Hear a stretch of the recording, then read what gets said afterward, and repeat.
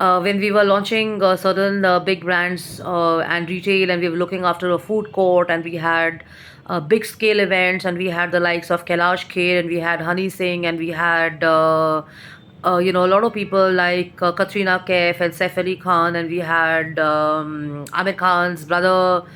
And I mean, there were a lot of people who came in, and of course, they've been in so many other international events and classy events that we've been party to, and we've been kind of looking at the mindshare and stuff like that. So this is where I think the participation of external and internal minds helps big times, and engaging a strategic consultant makes a huge sense. So I'm looking forward to what Elon Musk is going to be doing next. And when it comes to the specific, point of shortening the odds or facing the challenges, now he's set up himself too. I feel that understanding the vision is very important for people who are in the similar industry or people who are from other industries and stuff.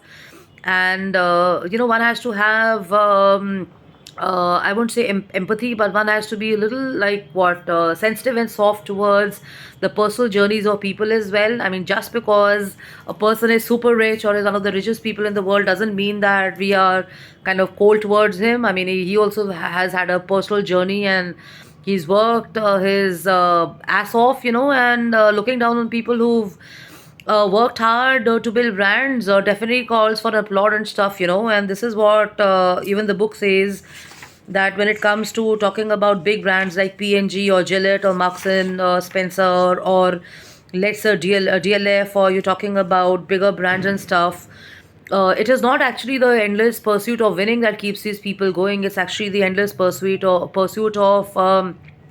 commitment that they have with them. And they could be flyby like any people who just set up a company, small entrepreneurs, or people who come in and they get ambitious and they get enthusiastic and they just run away. So there are a lot of people, including Elon Musk, who don't do that, and they believe in basically sticking to a non-traditional approach, which is fair. And the overbaked information, which is shared over media or social media and through PR campaigns, which is reaching most of the people, and people who have nothing to do with Elon Musk are also kind of taking interest in him, And at this point, what I feel is that maybe a brand like Elon Musk, and maybe people or companies or brands who've gone through some losses and stuff like that, can look at a multi-level strategy. And rather than just looking at goals and visions and stuff, we need to figure out what is the aim, and I mean, aim, purpose, goal, objectives, these are all words which make youth sense and drive us to excellence. And above excellence comes multi-planetary approach, which is doing something phenomenal for the world and leaving a mark where people even remember you for small things you do. So when you're looking at launching a company, or you're looking at launching a brand, you're basically looking at mentoring, or venturing into business associations and managements and stuff. It's really very important to understand that you need to have a multi-level strategy. And just because you uh, fall in the category of, let's say, an example, MSME, doesn't mean that you cannot be a part of the bigger forums and stuff. And because you've been a part of the bigger forums doesn't mean that you cannot be a part of the micro forums. So this is for people who are looking at different avenues of growth and exchange of technical know-how, and kind of looking at also building brands. But what's most important is the macro approach, and the long-term vision, and the strategy. And of course, this also means rolling in monies and making profits and stuff. And when it comes to decisions like making $1 or whatever happen as a mandate over a year, it's certainly going to make a lot of people go broke, it seems. You know, I mean, for the Wikipedia news and everything and all that, I mean, the point is this, that you can understand where he's going.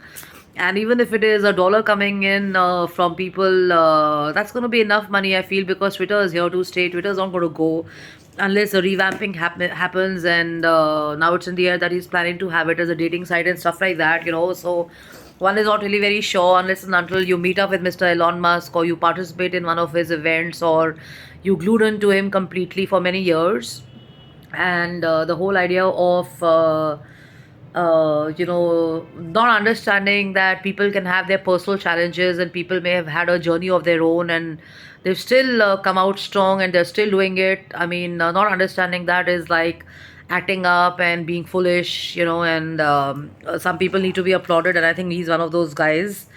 And when you look at the advantages that a brand like Elon Musk, or advantage phenomena like Twitter, or a phenomena like Tesla, or the space plans bring to the world, you understand all of that, you will be thinking that why did you not start many years back? I mean, we have to admit this, that when we don't know what the world is up to and what people are up to, we want to share our own, uh, you know.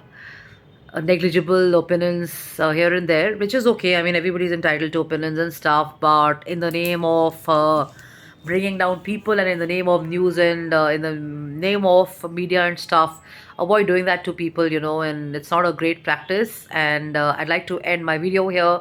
These are just random thoughts, so try and have a name, and when you have a name, you are going to know what is your game, and when you know your game, you know what is the purpose, you know what is the objective, and you know what is the vision that you have, and you know what you have to do. So there may be challenges, you may have to take breaks like I'm doing now, so you make use of that time rather than spending it on frivolous stuff. So it's best to kind of equip yourself